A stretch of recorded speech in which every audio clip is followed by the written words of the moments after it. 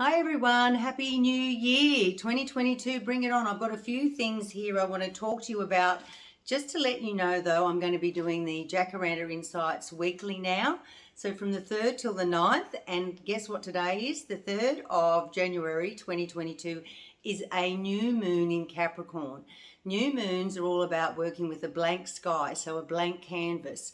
So you can paint your own picture, you can get that practicality of Capricorn. The sun is involved, so that's your personal power, your personality. So keep it simple, keep it easy. Also, Venus is in Capricorn as well, and Venus is a planet of beauty and love and creativity, so you can get some really pretty things in your mind to get that detail to make that beautiful practical idea start to happen. Also, we have Pluto in Capricorn as well this week. And Pluto, let me read my notes, is all about getting information and making that change. So how perfect for the first week of the 2022 adds up to 6. In the tarot, 6 is the lovers. So you will find someone or something that you mesh and meld with so well that you can move forward and absolutely love to be around someone or love to do stuff with that person or do a journey, make a project, start a new job, create a new mission for yourself to fulfill for your own happiness, your own inner happiness, because that's all about Uranus, and we're heading towards the age of Aquarius. Aquarius is ruled by Uranus, and Uranus is the creative genius mind coming back home to what we really want to do. So maybe go for a walk at the beginning of this year, like we've got a little bit of holidays left, some of us. Take that lovely little walk to your favourite healing place or thinking place. Have some time out, some quiet time, and let your intuition, let your gut instincts, let your higher self have that chance to drop some great ideas into place, because that's what the cards for the week are saying. So we're going to be doing a weekly one. Oops, dropped one, and it's an important one as well because we had 2 major arcana cards for the end of the week. So starting the week with patience, like this lovely 9 of Pentacles here. She's got a lot of yellow, so confidence from the solar plexus, loving life, embracing it. She's had some tough times because this bird here, this courier bird, represents patience, really. You'd have to have a lot of patience to train a bird to be able to go many hundreds of miles and then return. So they've got to like you as well. So you've got to have a lot of personality, and that's what the solar plexus is your personal power, personality, self-esteem, self-assuredness, a little bit of ego may be needed to be able to make your life, which is that what the pentacle stands for, a success, which up to number 9 in the court cards is definitely doing that, or in the minor arcana cards is doing that. Lots of foliage and grapes means abundance. Here you are at the beginning of the week thinking, okay, I'm pretty experienced in my life and I could pretty well take on anything that I wish to do and make it a success. So that's a really good start. The next card for the week, another 9, and it's of the wands. And wands is all about your mission and your passion, what you would like to do. Again, what perfectly in line with that new moon and painting those new pictures for what you'd like to do in 2022. I'm not suggesting that you completely move from your current job.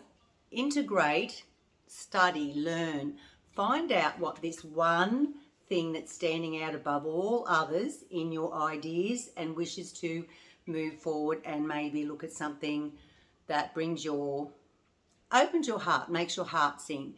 As soon as you can do something 24/7 and it's not a struggle or it's not an issue, that's the thing to grab hold of. This guy's been contemplating with his headband on here from his bandage. He's wanted to do all these things and they've all got foliage, so they're all great ideas, but he's settling on one. And I suggest that you do that.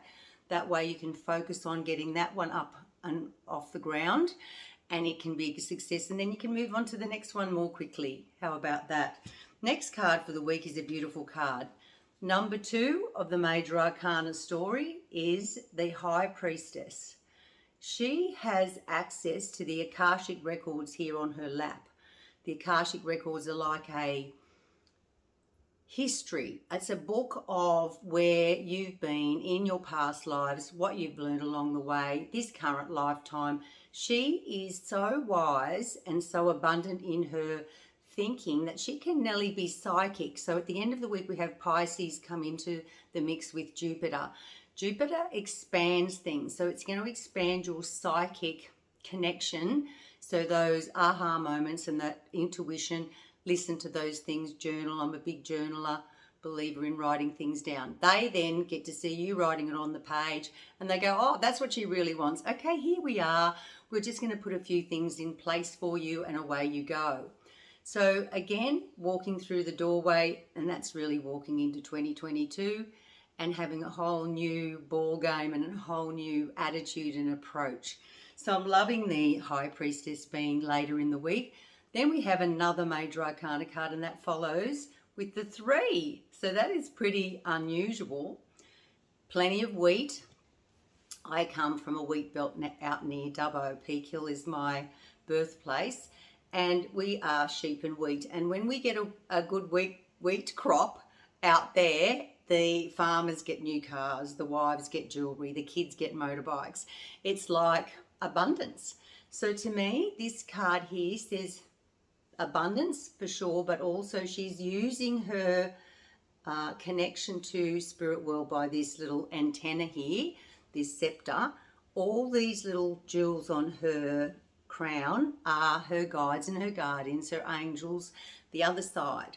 So she's mixing and meshing and melding again, like the 6 of the tarot, the Lovers. She's meshing real life with spirit life. So you can actually incorporate intuition, gut instincts, use your body as an emotional guidance system for where you're meant to go down, what track you're meant to go down. This also, her card is always a pregnant woman in the tarot, is the Empress. So she is birthing something new. So again, that new moon in Capricorn, that practical way of looking at stepping forward into this year, you can mesh the practical with the end of the week with the Pisces, with the spiritual, and voila, you're going to get something amazing by the end of this week. So I'll just do the numbers. 9 and 9 is 18, and another 2 is 20, and then the 3, 23, 2 and 3 is 5. 5 is freedom. Talk about a synchronicity, because that was what all last year was about, was 5 was meant to be for getting our personal freedom sorted.